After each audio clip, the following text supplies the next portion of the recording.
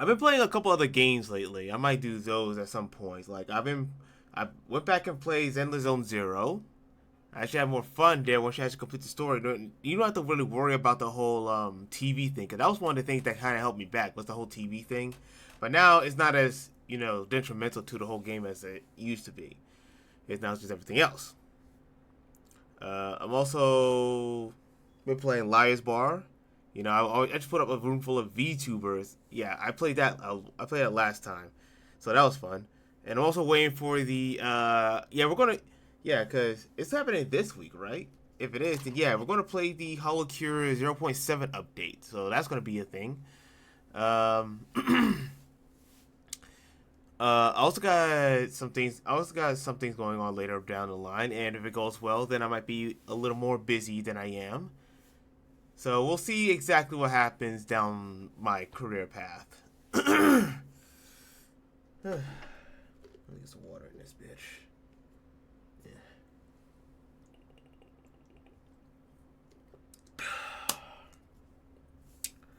Yeah. Can never go wrong with water. Alright. So, without further ado, we're going to start our anime reviews, and let's get the music popping up. Let me get the music going.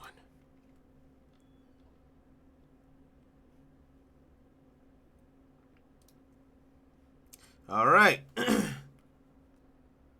So I can hear myself for a spiel. Alright. So, let's get started with the anime reviews. And if any of you have any inputs or stuff like that, you're free to interject. I don't mind. So let's get it started. So our first anime is, of course, Re:Zero. Okay, that's why I started the whole thing, and usually I start on a certain day. I don't start every day. I would have started this today, but then I have to write things down. I kind of just leave today like a blank. I might start watching some of this stuff tomorrow. But anyway, Re:Zero. So, it turns out Subaru doesn't die. He does get saved. And apparently, the dragon I thought was Krush wasn't Krush. It in fact was just a regular dragon, and it has dragon's blood, which actually cures Subaru and healed his leg. Or at least put his leg back. There was a visual where there was two curses going on, but they canceled each other out, which is why Subaru lived, but Krush was also cursed, but she didn't. She's KO'd. We do get more insight on Regulus as well. It turns out Regulus, the person who's trying to marry Emilia, is actually a Senum Archbishop. I don't know which one, but yeah, he's a Senum Archbishop, and apparently doesn't get along with the others. And so Archbishop Alus, after she finds out everything, she wants 4 things all together, because I guess she's made a deal. Some of this is kind of playing back to other seasons, so if you haven't really paid attention to those, it can kind of get confusing as to what goes on and what. And I think that's kind of the thing when it comes to all this lore. Not the lore, when it comes to some anime. Sometimes you have to watch the previous seasons, or actually have knowledge of what happens in the previous seasons to really understand what's going on in the current season. And this is one of those cases where there's a lot of callbacks to the last seasons, and if you haven't been watching those, then yeah, it gets kind of confusing. Because here, apparently there's remnants of witch that are set to lie in the city. There's also the Tome of Wisdom, an artificial spirit, and she also wants Emilia to be wedded. That's what Capella, the Archbishop of Lust, wants. And yeah, I gotta admit, I totally forgot about a number of these things. But anyway, as Subaru survives, we have Priscilla, one of the princess candidates, I guess, the royal candidates, to come join him in this battle. They venture to the underground, where they find a lot of people in despair because of what's been going on within the city. And they also almost fall to the same kind of mind control that Subaru also falls into. But Liliana, the lolly with the guitar, does save them with her song. Yeah, I just realized I took a whole bunch of notes that, honestly, it just feels like it's more for me to remember than anything else. I mean, that's not a bad thing, but as I realized, oh yeah, I got a shit ton of notes here. Some of these I could probably just get rid of. Regulus having 291 wives. You don't really need to know that unless you want to, but it's okay to know. But apparently Emilia realizes that he had 291 wives, and now only 53 remain, and she's the 54th, meaning what happened to the others? They died. But it also shows some things that Emilia is, but I also did write down some few good things. Like Emilia is going out and trying to find things on her own to warn Subaru about, but she ends up getting a call from Alamo people from Regulus's phone, which is weird. But another thing that happens that I think is of interest is that Subaru does reveal the truth about Beatrice, like what she is, and what he knows about the Tome of Wisdom, because that is something that's going to come into play today. So really, I guess the whole episode of ReZero, this episode of ReZero was basically just, both Subaru and Emilia gathering the resources to find out, how to tackle on this new threat.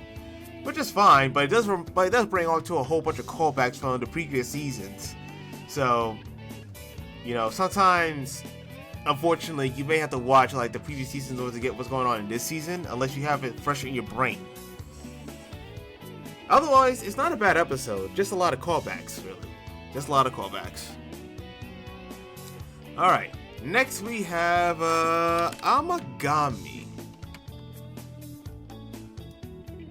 Alright, so in this episode, we find out, my man Uryu wants to know why this girl decided to plant the lips. So he sends the youngest Imoto to find out. And unfortunately, because oldest is a complete mystery, nobody really knows.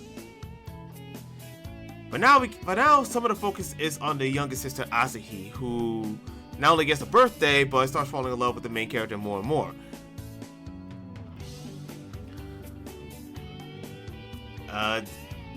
It's really, it's just more hijinks, It's a bit of a split three. I would say it's a split. We got Yai in the first one where they're trying to figure out exactly what's going on in their head. The youngest, where this is a birthday, and then you got the middle where apparently the MC Uryu has a vision of them kissing at some point, and it turns out that is the case. Now, I don't know if that's supernatural or anything, but we'll have to see. So each girl gets a split of the episode. So you got the oldest, youngest, and middle child. Now, I think one thing I'm actually kind of disappointed in is the fact that he lacks a backbone at this point. I like the second episode because the second episode he actually decided to leave and they end up following him. The one of those, and it's like one of those harems where, oh, I don't want you here. They're trying to make him leave. He goes and leaves, and then they go back to get him anyway. I forgot for what reason. But I kind of I like it when harem pro tags actually have more of a backbone to say, yeah, I'm not gonna stand for this, and just do what they want him to do. Oh, why don't you just leave? Okay, bye. I'll leave. He does. What now? I don't know. I didn't think I'd get this far. So I actually want him to be less hornballish. I guess you could say I want him to be like the main character from Cafe Goddesses. He realizes that, yeah, I could fall in love with you and I know this, but I'm not going to do so because look, we got a cafe to save, okay? I want to put more time in the cafe, and then once this whole thing is stabilized, then I'll start thinking about love.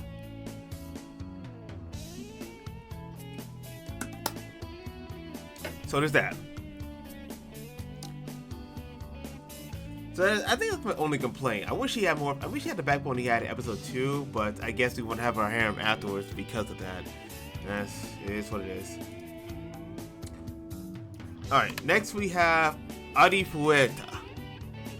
So most of this episode is mainly about the rabbits infiltrating and actually holding up the promise that Haji made about how they're going to actually take care of things. There is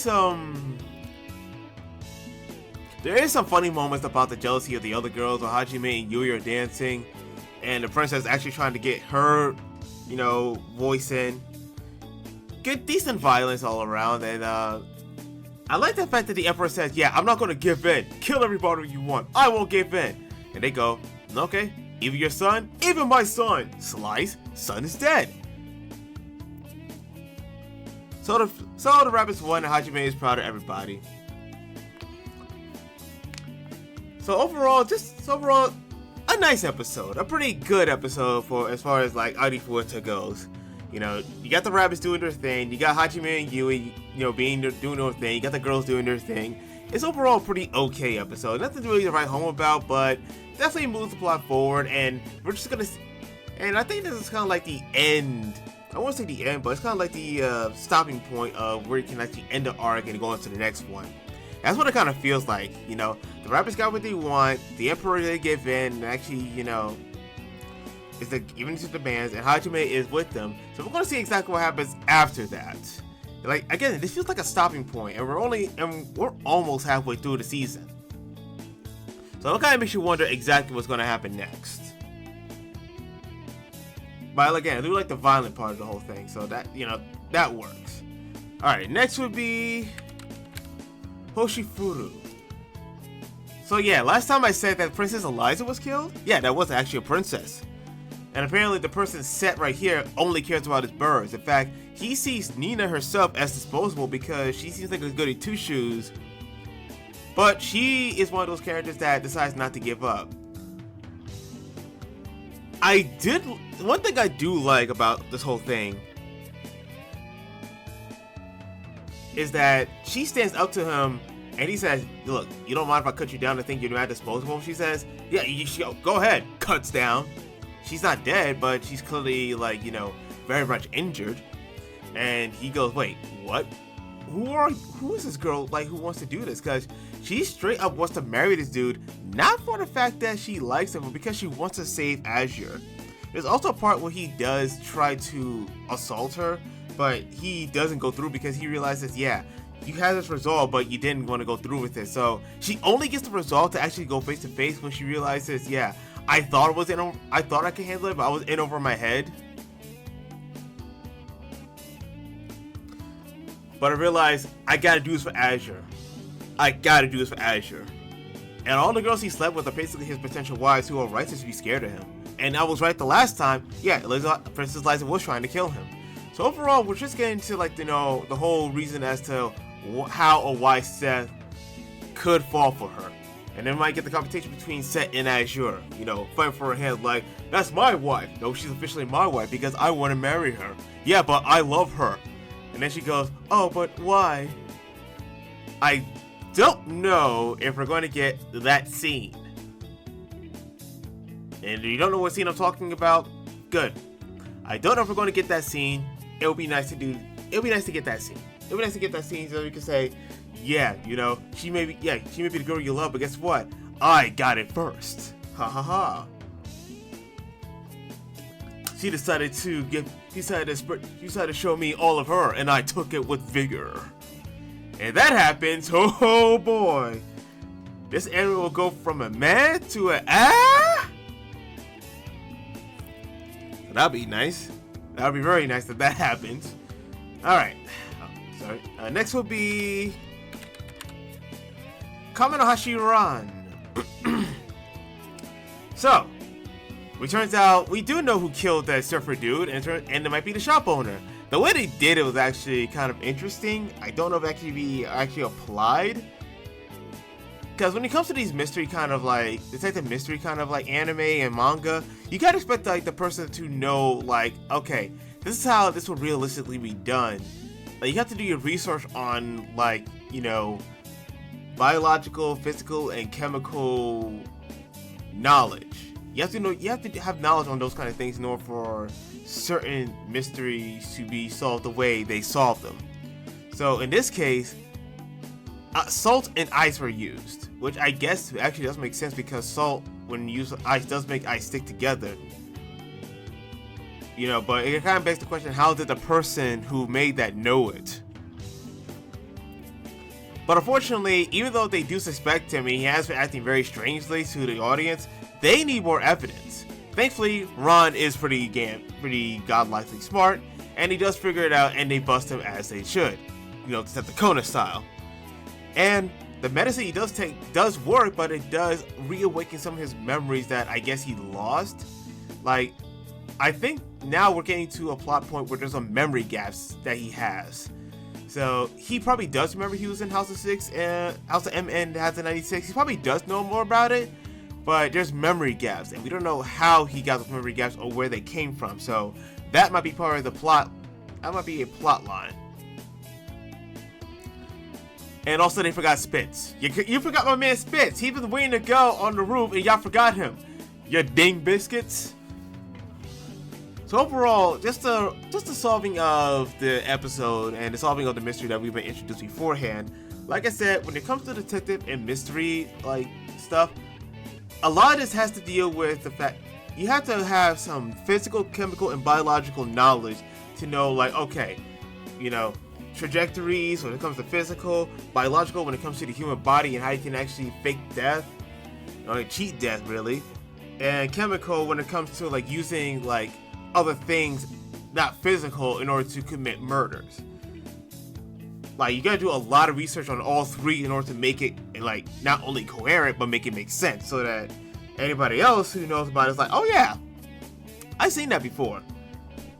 Because if you make it so implausible that it seems like it's not going to be real, then of course nobody's going to believe it. Why would they? Why would they believe it? It just seems dumb. Anyway, alright, I can mark this as complete because I forgot about Goku. I can mark this complete because I realized, there is actually a season 2 coming in January, so we're happy with that.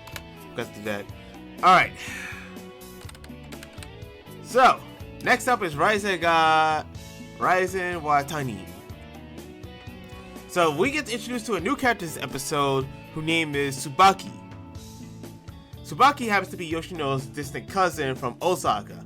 So, it's all about Tsubaki basically meeting Kirishima and figuring out more about him. And she does realize that, Kirishima, I understand you like my cousin, but boy, you crazy. Boy, you crazy. One thing I do like about Tsubaki is the eye design. I don't know why the eye design actually is pretty good. Let me look it up real fast. Let me look it up. Cause that's the eye design. Oh, god damn it.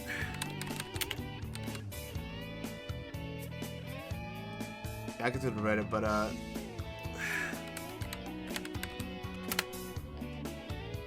yeah, let me see if I can find like a really good like image of her in the anime.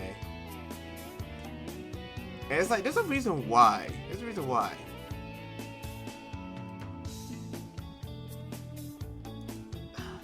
Wanted.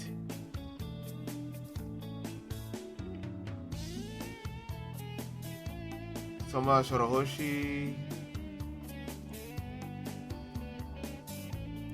Can we do it? No, that's a terrible. Oh god, I can't even find a good picture of her. What the heck? She was just in the anime. Can I find a good picture? Okay, I guess this will work. Yeah, this will work. This will work. Dang it, it goes to the Reddit. Can I open link? No, not open link. Open image new tab? Can I do that? Yes, I can. It's from Mjor, though. That's gonna take a bit, but yeah, you can actually. Okay. You can actually see the eyes. The eyes?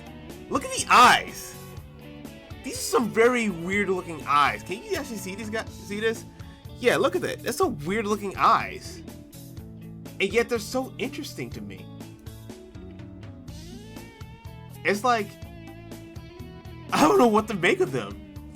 Those are some very interesting looking eyes. So that's why I like Tsubaki.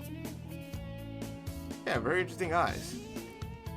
So yeah, she knows about Kirishima. And she basically makes the threat that, look, Kirishima, if you do anything to hurt her, then guess what?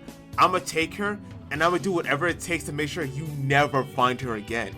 If I have to change her name, or guess what? I know about plastic surgery. I'll make sure she changes everything about her to make sure you never find her ever again. I will change her voice, change her face, change her hairstyle, change her body. I will do whatever it takes to make sure you never find her ever again if you ever hurt her. So we know Tsubaki, everybody out there is really protective of Yoshino because of the way Kirishima is.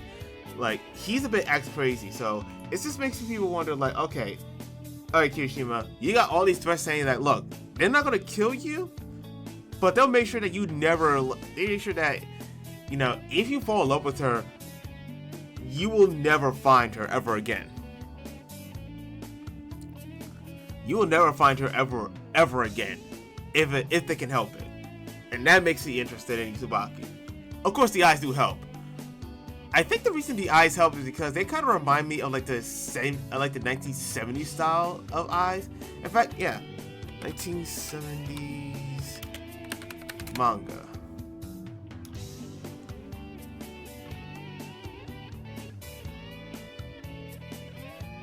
Yeah, we actually look at the eye design of some of these 1970s manga.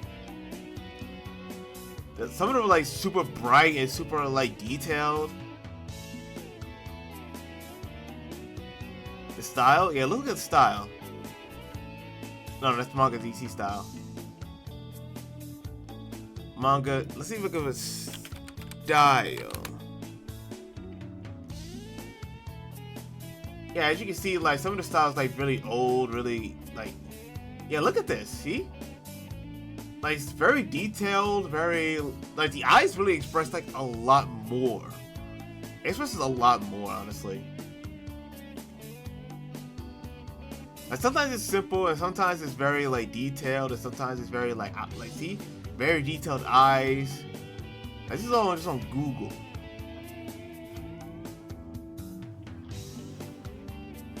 You know, some of these, you know, some of them don't really.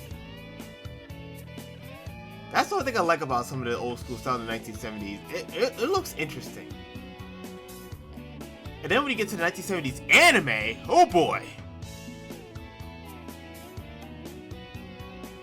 It makes me curious about some of these anime from the 1970s. It makes me very, very curious. Like, I actually want to go back and watch some of the stuff. But considering how many episodes some of these are, yeah. There was the anime update that was recent that I just saw, like, when I actually wanted to take a look at. Yeah, this one.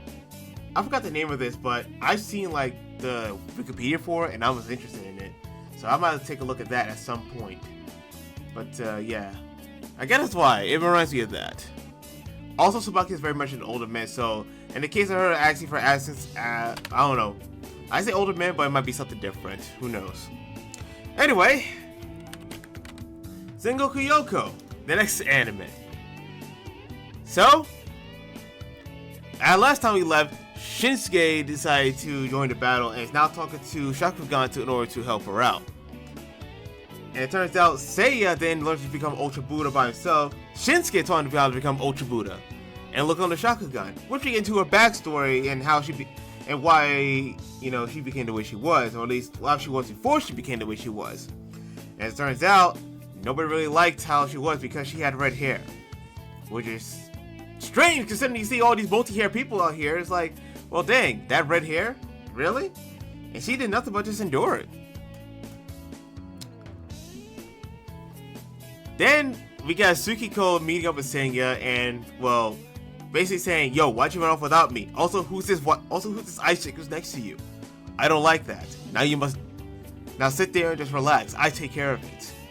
So, everybody's fighting, and it turns out there's another big god called Bansho-O. Bansho-O is now coming in, and he's basically like those white-haired triplets trump card, basically. We still haven't seen, like, remembrance of the first person, but I guess that's probably who Bansho-O is, the first protagonist of this whole series. I forgot his name, but then again, I don't really care for him. But yeah. So overall, just more continuations and basically a lot of saving, a lot of, like, revelations that everybody's been training and upgrading for this one battle. And now we got the big boss coming in, Bansho-O, so we're going to see exactly how that works out. Yeah, some of these are not exactly too huge, but then again, not much else to really say about some of these anime. But hey, we can say something more about Waju Sushi. So unfortunately, Noah doesn't get Koga. He does fight him later on, near the end of the episode. But then find out the name of the girl that Alma did meet up with. Her name is Licia. And Noelle basically just tells her about the drugs being used because I think he worked with her before. I'm not sure. I gotta really see when it comes to some of this stuff. I gotta actually look back and see, like, okay, did you work with her before, or did she just like appear once? But yeah, the Gambino family is really making the ties throughout this whole entire like anime. And then we get the mayor who Noelle and Alma met back, and he gets his ass kicked. And then we get Koga's backstory as to what happened with her. So we get some more insight on Koga and how he came into being a slave for a small dude. So Koga said he has a mother and father. Unfortunately, the person who he says was his father may not even be his father, because as they were praying to have a healthy child, some bandits came, knocked out the father, and took the mother and said, "Yo, boys, let's see who can breed her." And she became pregnant soon after. So it's questionable whether or not the dude actually thinks that Koga is his father. So understandably so, the dude wondered if Koga really is his kid, especially considering that, that happened. And we're in a time where there's no DNA test, I believe, unless they come up with some sort of way to say, yeah, this DNA test suddenly, yeah, guess what? In the case of whatever Nero Koga, sir, you are the father. And suddenly you got a crowd going, ah, ah, ah, ah, ah, aka Mori. Also, she lost her sanity because it said rape, so yeah, kind of weird, isn't it? So yeah, not much Alma in this episode. It's more like Noelle, just Noelle like gearing up to fight Koga, and more Koga's backstory and how they're gonna meet up. And it's only 12 episodes, so we're already like more than halfway through the series. So we're not exactly sure what may happen. So I guess overall, I did like the backstory. I did like Koga. Koga gets more of a backstory. Noelle proves that he can actually go toe to toe with Koga. But Noelle himself may have features up his sleeve. But yeah, I think a lot of people who, I guess you could say this is a Mori situation where you have the mother birthing the child, but you don't know who the father is. And in this case, it's unfortunate that it happened the way it happened. It's sad, but it is what it is. It's sad, but unfortunately, it is what it is.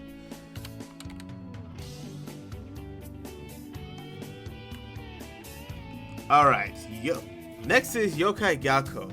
I do like this. I'm starting to realize one of my biggest problems with this whole entire anime. What did he need this dude for? Like, aside from being a teacher, it's like, why are you guys going out of your way to like make this dude's life a living hell?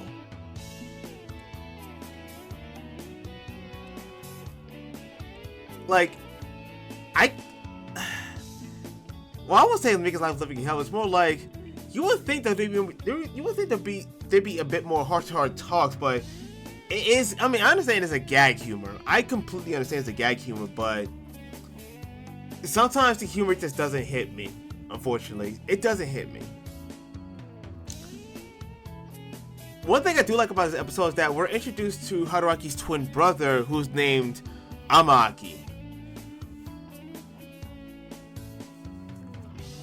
And he does want his brother not to be involved with like yokai because he's one of those people who think, yeah, yokai humans just don't mix.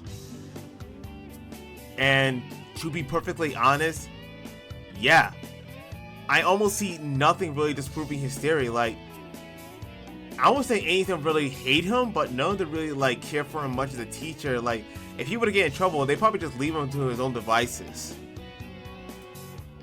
I don't know. Maybe it's just me wanting more heartwarming moments, but it is gag humor. I guess that's more like, look, I don't like certain people just like being the designated butt monkey, I guess. And this one is the teacher being the designated butt monkey. But then again, we haven't really been introduced to like the most of the students here, haven't we? Like this, like we only introduced like some of the more. Yeah, there's not more students we haven't been yet to introduce like that actually interact with this guy. We've mostly seen like the people who just like to be dumbasses. So I guess that's why. But yeah, the whole episode's about him going back to his hometown, meeting his mom and dad, and then meeting a brother who know about it, and actually revealed that, yeah, the whole descendant and him and Haruki having supernatural powers, he is the only one with that got passed down the supernatural powers. Everybody else is kind of just like a regular normal person, which is fine. You know, I'm not gonna like knock that off. It's fine if he's the most normal person. It's fine that he's the only one with powers, but you know, he's always been a bit of a wimp, and you know, Big Brother always had to come and save his ass. So you know, there's that. So yeah, I think that's one thing I really want to like get into. Like, let's see the other students, because if we're gonna hang around these guys, then yeah, I can see why I may not like this anime by the time I finish it.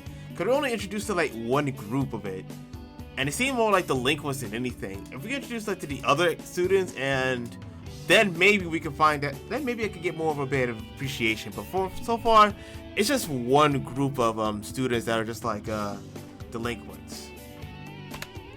All right, next we have So,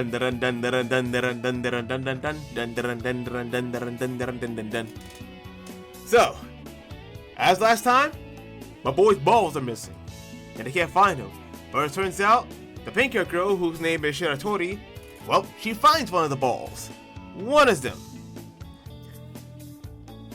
And because of that, now she can awaken her, I guess, latent supernatural powers. So once they find out that yeah, she has one of the balls, they go and confront her, but unfortunately they run into another yokai called the Acrobatic Silky. I don't know if it's a ghost or a yokai, but yeah, they run into so many Acrobatic Silky. And it turns out the whole lady in red, the lady in the red dress that Shiratori was seen throughout the whole episode was in fact the Acrobatic Silky, and she eats all of them. But unfortunately, because she swallowed the lighter and ate her hair, also her hair catches on fire. I love Michael Jackson, I guess. Also, we do get more. Also, we get some of Okudo realizing that yeah, Aise is a girl. Like, she may be your friend, but guess what? She's a girl. She has boobs. Boobs that one day you could probably fondle if you play your cards right. We don't know. But overall, a pretty solid episode, and yeah, there was a scene where Aise threw two girls into like a whole bunch of crates, and I'm pretty sure they're dead. But you know, it's anime, so who knows? Maybe they're not dead. Maybe they're not dead. But then we get to a really, really interesting episode of Danmachi. Now, this is the interesting arc because it feels like there's a huge. Because I think the one thing I like about the anime and the series itself is that they introduce like stakes. Like, you really think to yourself, damn, how the hell are you gonna get out of this? How are you gonna get out of this? So basically, the whole town is brainwashed to think that Belle was part of the Freya family all along, and Freya herself has been slowly but systematically trying to brainwash Belle into thinking, yeah, it's been like that. The memories you have with Hestia, yeah, those are fake. The ones you have with me, yeah, all that is real. But only Hestia herself knows what's going on, because she hasn't really been affected by it. Now, I think I said last time it has to do with Hestia being a virgin goddess. So we're going to see if that may come into play about it, because I think they said that something about Freya and Hestia being two complete opposites. But I do like the fact that, yeah, they're pretty much like making Belle like slowly but surely brainwashed. But there was an instance where Aina, the receptionist for the guild, for the Adventurers Guild, she was almost about to get her memories back, but Horn, dressed as Freya, said, nah, you're good. So it turns out that Freya herself knows that there's a few cracks that may slip in every once in a while. Like, you can't cover every single nook and cranny, so you gotta, like, you know, manually go and solve the rest. But this is her doing so, like, going to solve the rest. So we're gonna see how long that lasts, and what will be the trigger for Hestia to finally start making her moves to get Belle back. So yeah, this is a really good episode where it's like, what Freya's doing is very much terrible, but she's also not brainwashing Belle, like, outright.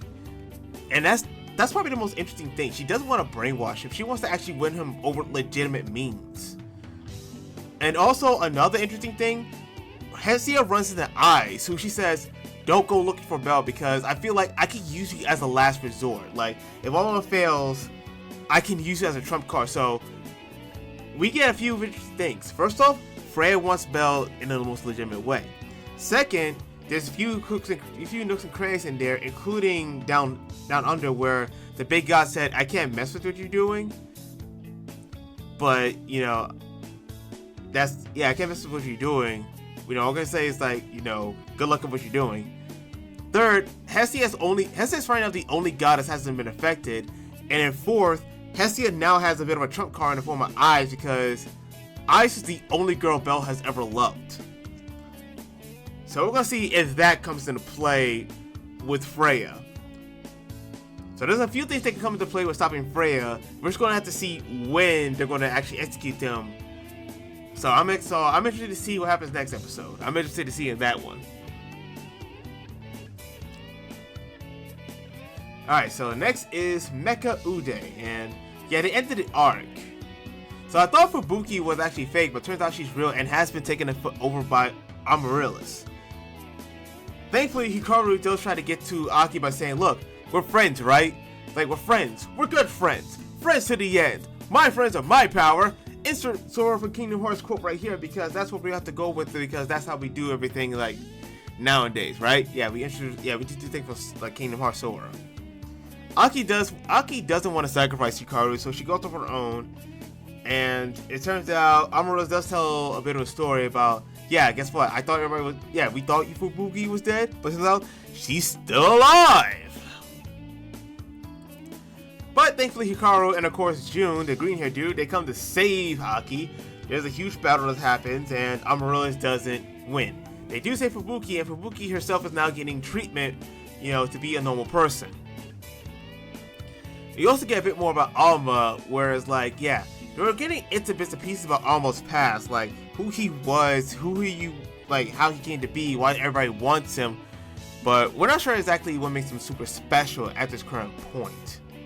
All we know is that everybody wants him, and there's something special about him, but all we know is that now he's attached to Hikaru, so if they want Alma, they have to have Hikaru as well, so they're basically like two things you gotta have together, unfortunately. But overall, yeah, we're just ending the arc with Fubuki, so we're going to have to see what happens next time. We do know Amaryllis does die, because he just tried to find other holes, but unfortunately they said, nah, you're good. You're good. So we get a bit of a fresh start, and yeah, it's the halfway point. But this is an anime original, so we're going to see how the next few episodes play out. Like, is it going to gear for a second season, or we're going to end it here? Because I feel like we can't pile on too many mysteries at this point. You know, you gotta pick and choose some things, or dedicate some episodes to some things in order to like get some things out the way. Hopefully, it doesn't drag on and like kill itself over, because I am enjoying it. All right, next will be Dragon Ball Daima. So introduced to our fourth and final member of the crew. We have Glorio, we have Supreme Kai, aka Shin, Goku, and the fourth, Pansy, who also happens to be a princess. And then she drops a bit more lore onto us when it comes to the Demon Realm.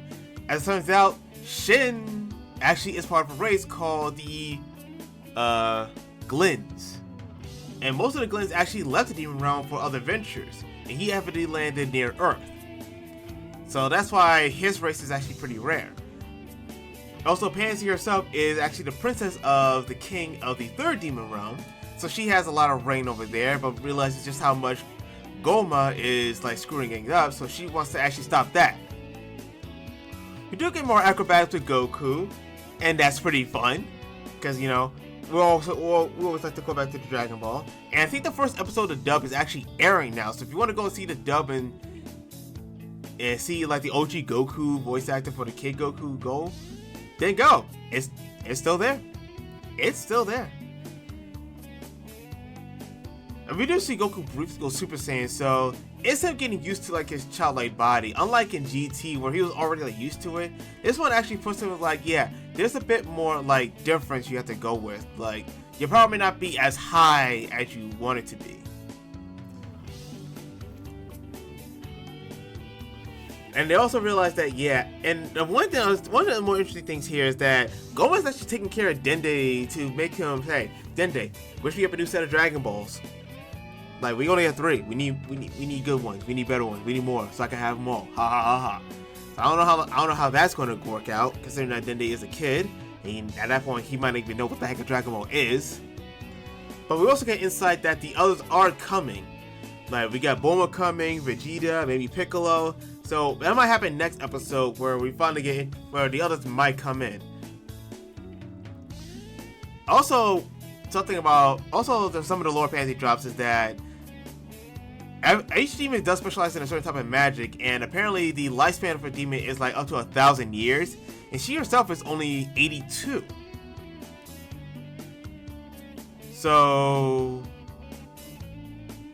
legal? I don't want to go into that. All we know is that lifespan for different races are different. That's all we know. But yeah, Pansy joins the team. So now we got our 4 members all together. Hooray! Alright, next up we have 2.5 Rinisa. That's what I have it as. So, anybody who's been to Comic-Con knows how unforgivingly brutal it can be. Because, first off, it's in summer. It's already hot as hell. So you're gonna need some freaking water breaks, especially when you're just standing around like surrounded by awesome people taking pictures.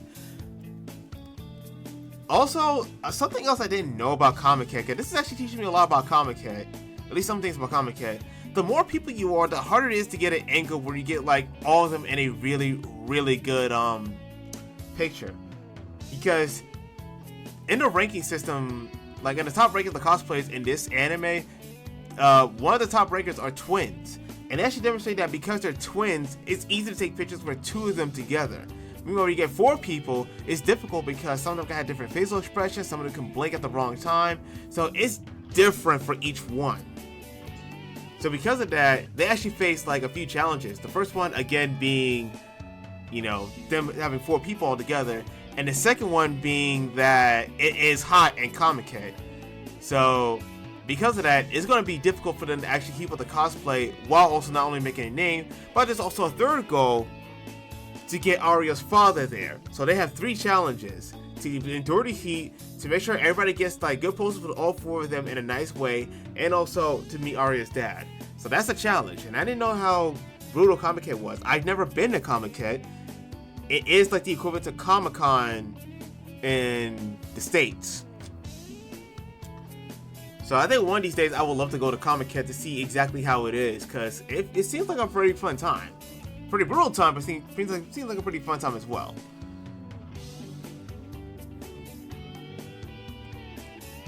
So next would be Ao no Miburo. Alright, so Neo, okay, so my boy Neo actually does befriend somebody else does befriend another kid, Hajime. You know, it's basically like them bonding, like Neo being like the overly optimistic and Hajime being the overly serious. But it's slowly said that, look, Neo's not exactly like the person to be overly serious.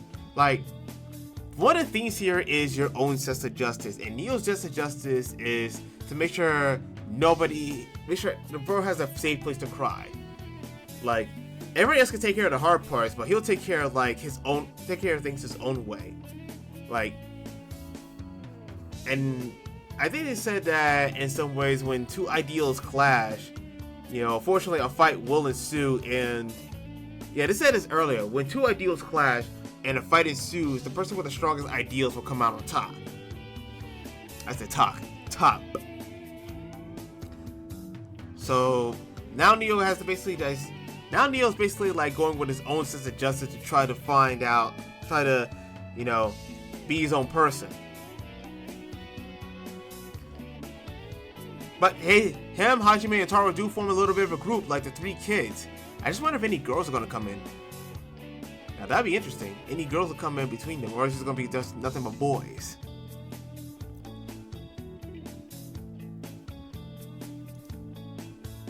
Yeah, I don't know. We'll have to find out.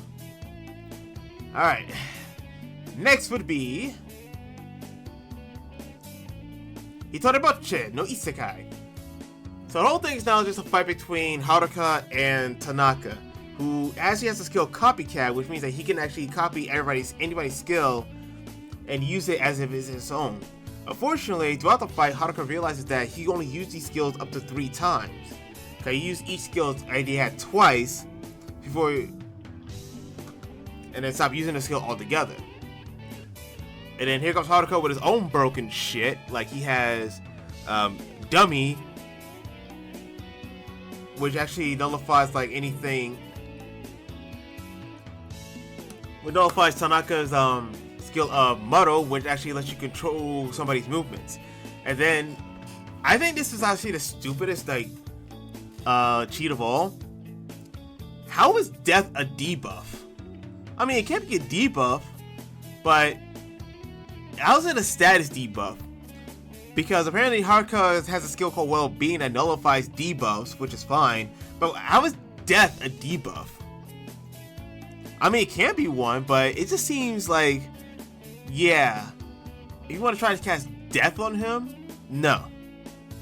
It's like having someone cast like, you know, oh, this is instant death. Yeah, it doesn't work like that. It doesn't work like that. It's like, you know, how can I put this? How can I put this?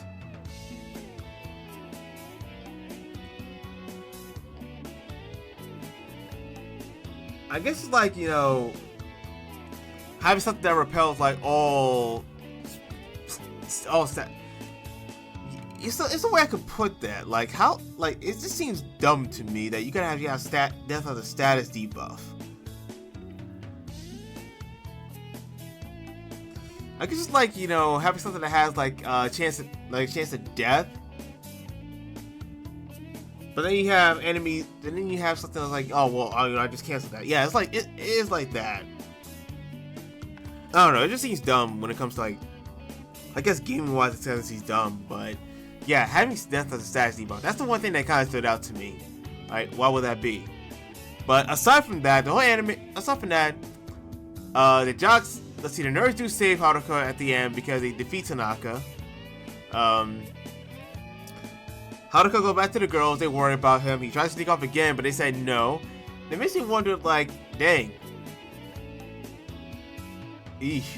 But hey, the other girls do apologize to the nerds, and the nerds do accept it, so, hey, we know how to, it's basically all over again. So I guess we're going to have to wait to see just how Haruka wants to escape from them this time, because he got the whole class back together, at least as many people as he can, because, you know, some people are still dead.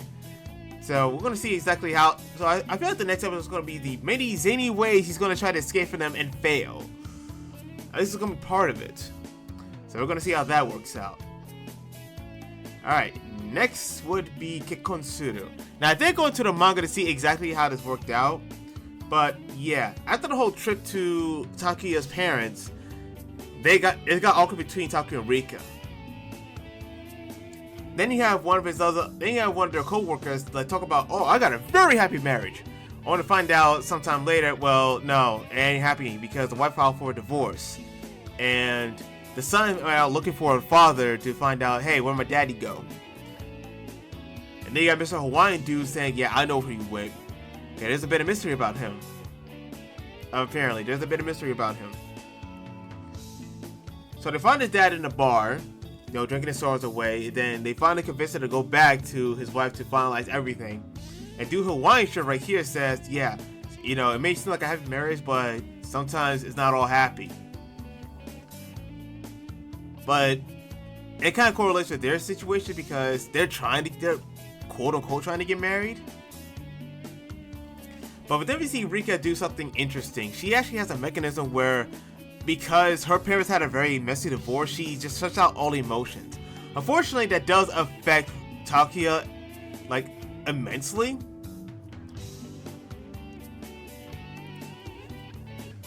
But then we get to the end where his childhood friend now comes in. So we're going to see exactly, like, how she's going to handle, like, the fact that she basically, like, ignored him this whole entire time. And, you know, why would she do that? So that's why I kind of went ahead and read some of the manga, so I know what happens. I'm not gonna say what happens, but I was just so curious. Like, there's some things that make you so curious that you have to figure out, okay, what the hell's gonna happen? All right, next would be. Where is it? Where is it? Where is it? Where is it? Where is it? Where is it? Where is it? Where is it? Where is it? Where is it? Where is it? Where is it? There you go. Kimi wa Maid-sama. So Grace came back. Hooray! And she's a gym teacher. Hooray! And she's blonde. Hooray! And she wants to make Yuki jealous. Huh? Yeah, apparently her goal is like not to fight Yuki anymore because she realized, yeah, I'm not gonna fight you in order to try to like risk myself getting killed. But I'm just gonna make you jealous. I'm gonna make you jealous of me flirting with your boy Hitoyoshi. Hey Hitoyoshi, you wanna have a hug? And it's a new form of feeling for Yuki. And later in the episode, we get a bit of insight on Hitoyoshi about his situation. And yeah, it goes into the whole divorce thing. Because I was just talking about divorce for Kekkon Suru, so now we get another divorce. It turns out his parents divorced. Dad took him, mom took the sister. Because, you know, that's how it usually is. And he has been looking up, like, about Dragon's Nines. And the reason that Yuki never told him about Dragon's Nines is actually a really interesting one that I never thought about until some people said it. It's not because she didn't want him to know. She didn't know about much of the organization herself. She just went like, you know, stab, stab, stab. Hey, what you join? Stab, stab. Okay, stab, stab, stab. Wait, what am I doing here? I don't know how she left or why she left. But I do feel like that's going to come into play later on in the story. Like, they're going to come and figure out, like, hey, come back. We missed you. You had good skills. You were the youngest. You have potential. Why? Well, I don't know. Maybe somebody convinced her, and we're going to see. I guess his dad might convince her because we haven't seen the dad at all this season, at all so far. So it might be the dad that convinced her. So it might be that the dad actually has connections with Dragon's Nines and convinced Yuki to go like take care of his son. That might also be why the divorce happened. Maybe the dad was part of the assassination group as part of the Dragon's Nines. Maybe he might be the leader of the Dragon's Nines and just never told Hitoyoshi about it. That could be an interesting plot twist. Anyway, read the manga, do not spoil me or I'll kill you. Not really. I won't do that. Alright, next up we got the most colorful one, Maho Una. So, final exams, the bane of every school's existence. Nobody likes final exams because they're full of people. They're full of things. You have so much fun in school. It's like, oh yeah, by the way, we got exams coming up. Have fun. What? I didn't study for that. Oh no. That was fun. Anyway, but hey, they finished the exams. But unfortunately, someone from the Megumi class flunked, and now he's sent to Mirai's class. So everybody's not going home for the holidays because that's how it works, except for a few select people like Yuzu and Mirai. But unfortunately, while Yuzu is thinking of pursuing the whole magician thing, Mirai's thinking of giving up because she can't make things happen even after getting instructions from Miss Suzuki, who still isn't there, by the way. But as she's doing so, the Magic Research Club comes up and asks them, hey, you want to check out something that's going to be part of the 7 Wonders of Retoran? So they go check it out, and there's a mysterious fog. So, the preview from next episode is basically we do see that Mirai does conjure up some magic, but we're not sure exactly what the trigger is going to be. So she does want to quit, but we see that she's going to actually solve it again. I think in some of these cases, sometimes a preview does ruin like what may happen. Like, it's one thing if you're kept in suspense because you don't know what happened, but it's another when you actually show the preview or something that's like, well, here's some important things, and it's like, well, okay. I think this kind of ruins, like, if you thought that she was going to quit, it's like, yeah, she might not, or maybe she does quit but guess what I'm talking to. It's like, oh yeah, she does learn magic anyway. So I think that kind of ruins it, personally. Personally, I think it does ruin it, but, you know, it is what it is. Anyway, next up is Mal 2099. Unfortunately, there's no Towa-sama here. But hey, we got Virtual-sama. So this is basically just Makina facing off against Marcus, who Mal-sama tries to fight face off the first time. unfortunately she loses, and they want to take her to power up the whole city. So once Bertol finds out, instead of trying to go after them himself, he does actually get the help of Graham, the hero he talked to earlier on. And Graham says, before this wouldn't have happened. Like, what happened? And Bertol says, yeah, you're right, it wouldn't have happened, but I realized times have changed and I'm not powerful enough to actually, do what I need to do. So please, can you help me with this? And Graham says, you know what? Because you're begging like this, sure, why not? I'll try to help you. I'll try to help you with this. And so now they're on their way to rescue Machina from Marcus. But they run into his secretary who has a katana. So yeah, not much else happened this episode. It's just basically setting up the whole confrontation between Bertol and Marcus. I don't know how strong Bertol is at this point, but then now he has the hero Graham at his side. Well, I don't know. I really hope to see some sort of I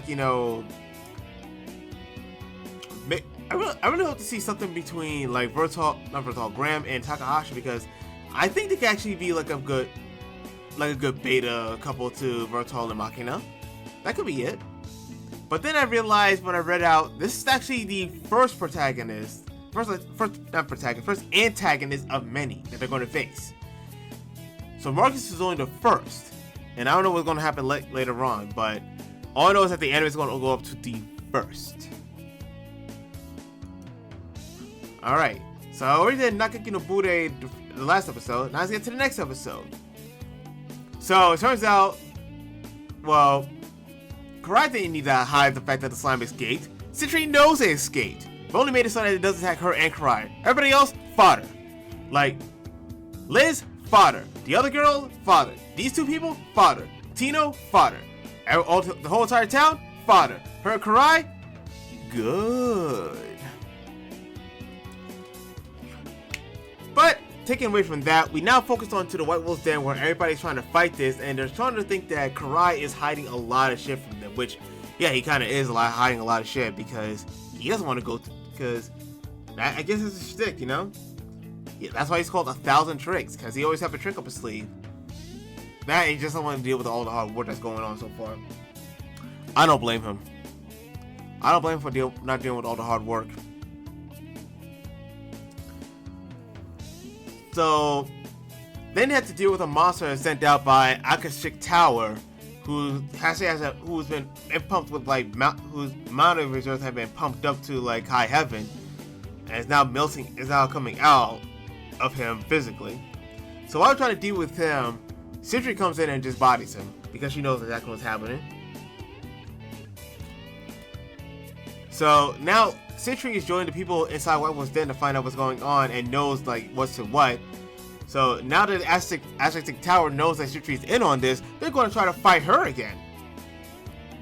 Liz wants to join in, but Karai's not letting her for one thing or another.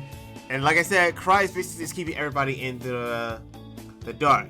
So basically, this episode is just basically, it's more about just what they're exactly dealing with when it comes to the Aztec Tower. And Sentry is joining them. Brain fart did. Sentry is joining them, and Karai, they think he has more. They think he knows more than he lets on, but really, it's just because he's, is just there. It's more just coincidence than anything. Next would be, oh boy, NegaPosi Anger. Because she stars one of my favorite characters because of her design, whose name is Ice-san, who's from Thailand. So Sasaki and Ice actually do get to know each other, but they're actually pretty damn opposite from each other. Ice is basically more outgoing, while Sasaki is more gloomy.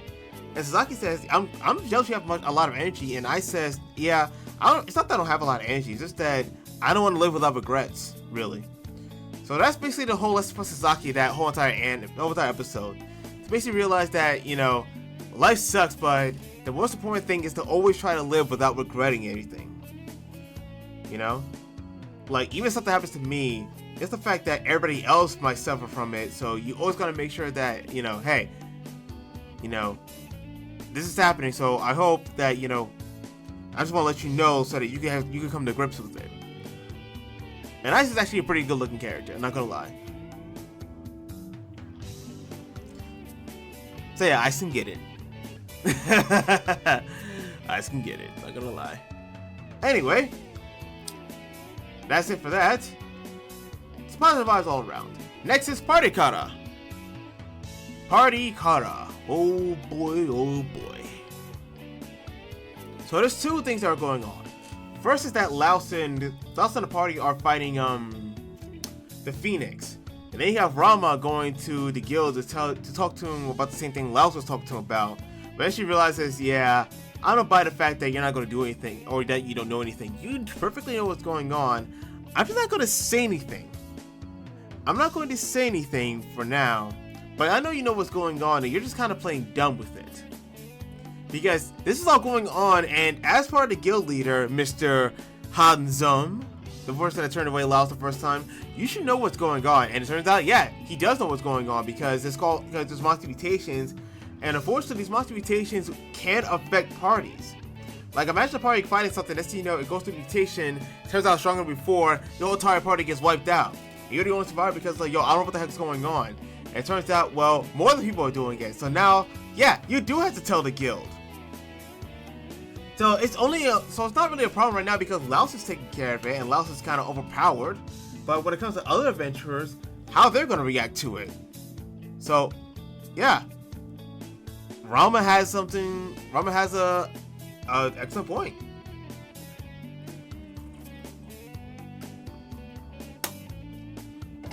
She does have a pretty damn good point.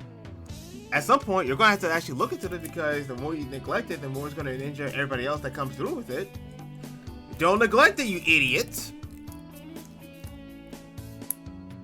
So I can't wait to see all that bite Hanzum back in the ass. Cause I don't like him. He is a peepee head. Then we got Shangri-La Frontier, and oh boy, this episode I really like because it's probably the one episode I'll make a number of MMO enthusiasts like salivate at the mouth of how many levels Sunraku gets. So last time Sunraku dropped all the scorpions into a pit for fall damage, but it turns out another monster joined the battle, a golden crystal scorpion, who's a rare monster. And until Sunraku beats him, he won't get the experience. So the episode's about Sunraku basically using everything in his using a lot of things in his arsenal, from Skywalker to the Inventoria, in order to topple the Golden Scorpion. But hey, you can still get the materials for Belak to make out. And after he does finally defeat him using clever tactics, he gets 20 levels, going from 79 to reaching cap level, because the cap is 99 in the game. I say people sell it because usually when it comes to that kind of late game, unless you're on some kind of booster, if you're starting like straight up like in any MMO, level grinding in that game, those kind of games gets more and more difficult. So the fact that you can actually get 20 levels on top of that, it's like, okay, now Sunraku is capped level. We don't know what skills he got, but we know that he reached cap level. And they'll also show a bit of a funny side with Emerald acting like the wife to Sunraku, which is actually really hilarious considering that the Japanese voice actresses are married to each other. So it's like, yeah. And Sunraku even ends the whole segment saying like, what are you, my wife? It's like, yeah, that is your wife. Literally. That is literally your wife, Sunraku. So yeah, that was actually pretty funny. That's not only funny, it's also a bit of meta humor in there. So yeah, we got a bit of funny meta humor. Next is Gun Guild Online. So for this episode, Victor Hui is basically positioning like everybody to fight their own squad members, and some are not taking it well. Some realize, oh well, let's just go in a blaze of glory like machine gun boys. Let's shoot! Alright, shoot the guy! Boom! He's dead. Now what? Kill each other! Yeah! I'll go on a blaze of glory! So that was funny. And very few teams actually make it inside the boat, because some actually do die before they do so. And apparently they did shut up. There's an automatic system that shuts off like the holes of the boat, but Victor Hui says no. and now they have at least like 2 hours of some change before the whole thing sinks. And then they also rescue one of the other traders' teams because they're stuck on that building, that rooftop. So now, while trying to fight the traders, the teams are also fighting each other. So not much is really standing out, instead of just like whittling down to like the final parts of the whole thing. And apparently Lens doesn't want to sacrifice anybody on her team in order to try to fight everybody else, which is kind of naive, but hey, that's how Len operates, So we're halfway through this, and we're going to see exactly what happens later on, but if it's just about the whole tournament, then we're just going to see like what happens later on at like how the whole tournament is going to play out. That's really how it is. Alright, next would be Trillion Game. We got one more, and I'm pretty sure some of you already know. But yeah, let's go to Trillion Game. So, in Trillion Game, we're introduced to all the candidates, and then they host a question from a book with getting 5 answers. And it didn't matter who they hired because it was going to work with it anyway. But they hired her because she actually proposes a different question because she knew exactly everything about it. And then it's up to Gaku to actually say, who they want to hire, and he does hire her. And then he should go and make her the president. So now they're trying to go with a plan, and the plan is, I know this might took over a lot of people, but their plan is to use AI. Yeah, AI. Oh boy, AI. Unfortunately, no Kirihime this episode, but now we got a plan to see what they're going with the company, which is basically more of a security set because they want to capitalize on Gaku's tech skills. So yeah, but now we're getting more to what made Trillion Game like popular. I'm not exactly sure how they're gonna do it, but we all know that we got Gaku's like Gaku's skills and Haru's like skills. We got both of them put their skills to the test. I don't know what Kirihime is gonna put into all this, but I can't wait to find out. And then lastly, we got Suma Shogakusei ni Naru. Now, something interesting happens in the end of this episode. Something interesting happens. So first off, we have Chika actually getting her shit together, which is actually pretty good from last time.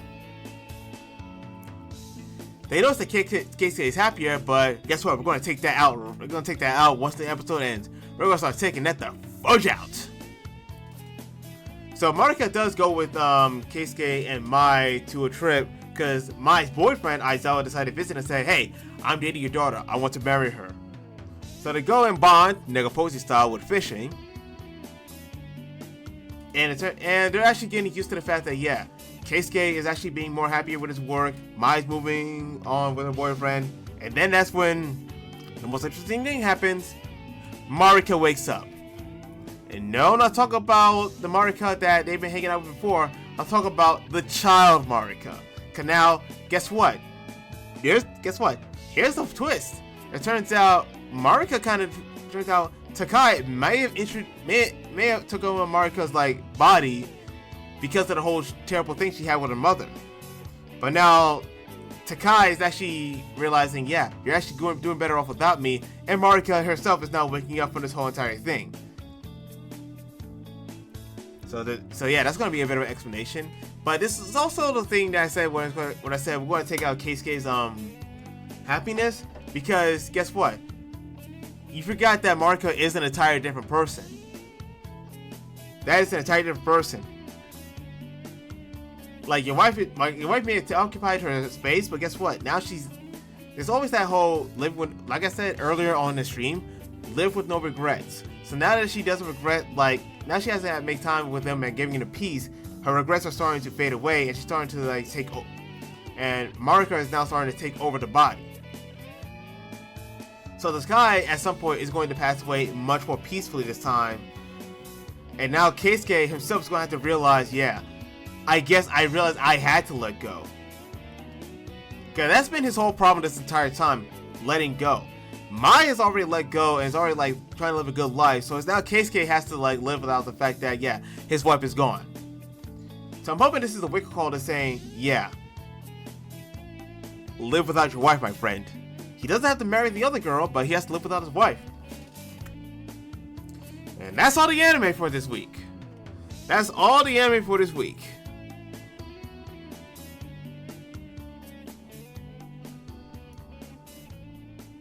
Whew, that was a lot of anime. Another week gone.